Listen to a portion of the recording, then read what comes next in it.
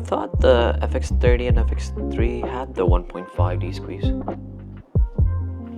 So I'm on the CineD website, which is talking about like the version 2.0 update that Sony launched. It says 2D squeeze modes, only 1.33 and 2x.